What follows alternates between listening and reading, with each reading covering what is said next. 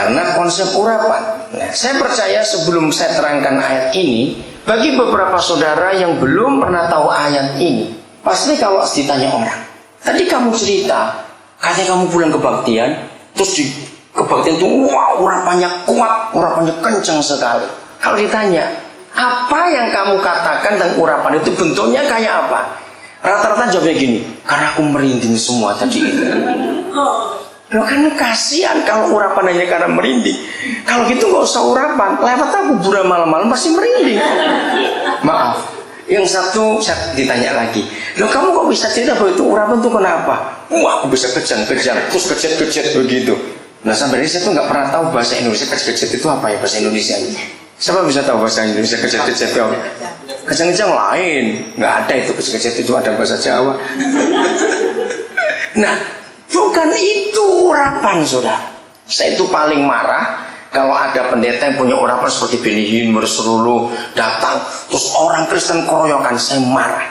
Harusnya kalau hamba-hamba itu datang, jangan Kristen lagi yang datang, bawa orang-orang yang belum Kristen, supaya mereka dapat kuasa itu. Dan saya nggak berkata itu urapan, itu kuasa. Beda dengan urapan. Ayat ini kan menjelaskan. Saya tanya pada orang-orang, kenapa sih kalian ini begitu hebatnya kalau Benny datang mau apa?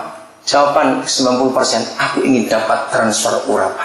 Ketika gereja-gereja membuat spanduk, hadirilah KKR, belum pendeta ini, di bawahnya selesai kebaktian ada doa pengurapan. Orang maju semua minta diurapi. Saya tanya lagi, apa sih urapan buat kamu kalau begitu? Bisa geblak. Bayangkan, itu kan terlalu murah. Lalu mereka ingin bisa doakan orang sesuai geblak.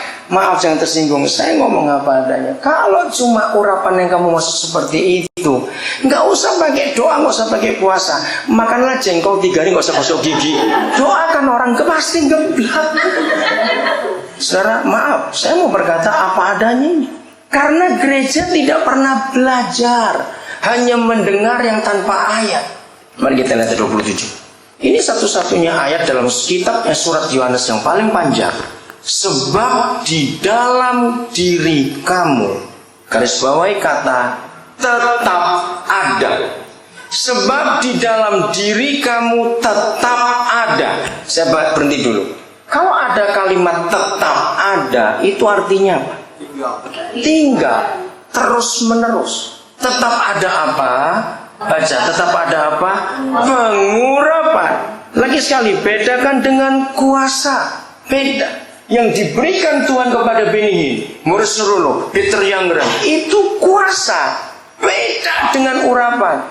Karena menggunakan kata yang berbeda dalam perjanjian baru. Kisah Rasul 1 ayat 8. Itulah kuasa Roh Kudus. Kamu akan terima kuasa nanti kalau Roh Kudus turun ke atas kamu. Tidak dikatakan itu pengurapan. Untuk menyembuhkan orang, buat mujizat, itu kuasa, bukan pengurapan. Yakobus 5, kalau sudah baca ayat 14-15, dikatakan kalau ada orang sakit, panggil penatua jemaat, supaya mereka mendoakan dengan olesan minyak. Nggak ada kata urapan, saudara. Pakai minyak saja. Itu beda lagi. Nah, jangan digabungkan semua. Karena pengalaman beberapa hamba Tuhan. Nah, gereja salahnya di sini. Pengalaman seorang disaksikan jadi doktrin. Ada hamba Tuhan rajin doa pagi jam 4 3 bulan, langsung dapat mobil. Lalu itu dipakai. Kalau kamu mendapat mobil, doalah jam 4 pagi 3 bulan. Nah, itu jadi salah. Pengalaman itu bukan firman. Catat itu baik-baik. Paulus pernah mendoakan orang karena panik atau sibuk atau bagaimana, dia pakai sapu tangannya. Tapi itu nggak disuruh dilakukan ulang-ulang.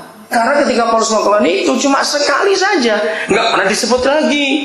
Nah, pengalaman jangan jadi metode. Metode tetap firman Tuhan. Katakan amin. Pengalaman itu cuma sekali-sekali datang. Maka itu di Alkitab kita lihat pengalaman nabi-nabi. Pengalaman orang-orang dipakai Tuhan nggak pernah terulang kedua kali dengan cara yang sama. Baca Alkitab. Karena memang mereka tidak diizinkan Tuhan untuk menggunakan pengalaman jadi metode dalam pelayanan. Tidak. Benny Hinn mendoakan orang dengan tiup. Lalu coba pendeta latah ikut gitu juga. nggak ngeblak itu orang. Nah itu pengalaman, itu bukan firman. Ada ayat Yohanes 20 ayat 23 ayat 22, maka Yesus mengembuskan Roh Kudus. Tapi itu nggak diperintah, itu cuma ditulis. Tapi hidup kudus itu perintah, taat itu perintah. Bisa tahu bedanya saudara? Pengalaman itu bukan perintah, bertobat itu perintah, mengampuni orang itu perintah. Nah, kenapa gereja tidak menekankan perintah, tapi lebih senang dengan pengalaman? Karena memang kita orang timur, senengannya yang mujizat-mujizat, yang supranatural, yang merinding-merinding. Maaf lagi sekali, bukan, itu pengalaman lagi sekali. Sebab di dalam diri kamu tetap ada pengurapan. Yang apa? Firman Tuhan bilang apa? Yang apa? Baca terus. Yang telah kamu terima daripadanya. Maka itu kalau pengurapan yang ini tidak perlu diulang-ulang, sebab tetap ada di dalam diri gereja. Tapi kuasa, nah itu lain lagi. Kita perlu memperbarui terus kalau itu kuasa. Karena setelah kita pakai, tambahkan lagi seperti baterai recharge. Itu beda.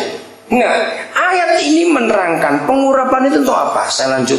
Karena itu tidak perlu kamu diapakan oleh orang lain, baca diajar oleh orang lain. Nah, tahun 70-an saya mendapat pewahyuan ayat ini gara-gara kalimat yang di tengah ini. Hah? Tidak perlu diajar orang lain? Sombong bener. Sampai satu hari ketika Roh Kudus menyuruh saya masih SMP waktu itu saudara. Sejak SMP, maka itu saya berkata kepada anak-anak muda, biasakan dari sekarang. Saya sudah membiasakan dari saya masih SMP. Kalau memberi hadiah orang, beri hadiah buku.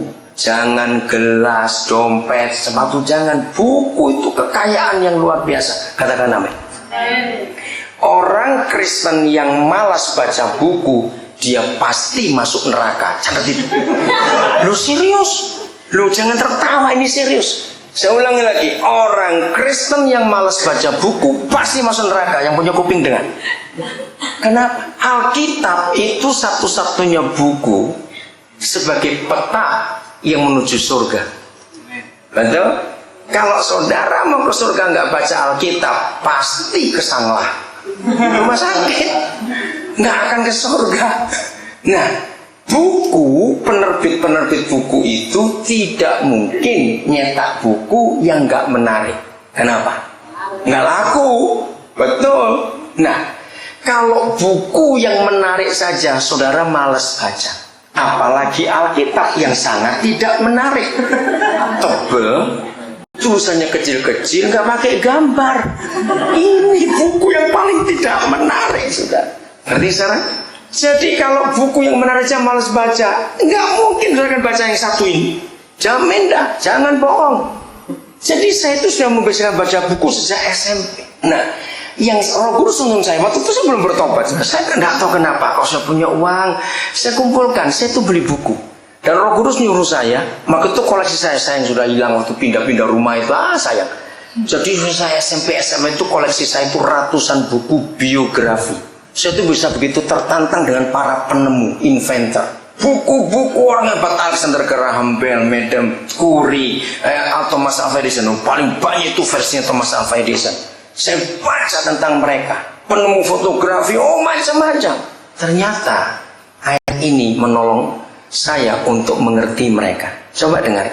Menurut saudara, para penemu itu sekolah dulu baru menemukan teorinya, atau mereka nemukan dulu teori baru ada fakultasnya? Coba jawab. Yang mana yuk? Ayo, itu jangan jelas semuanya ngomong kayak tawon aja. Ayo, mana dulu? Menemukan dulu, baru belajar. Baru keluar fakultasnya. Kalau gitu betul nggak ayatnya? Kamu tidak perlu diajar seorang pun. Cepat jawab.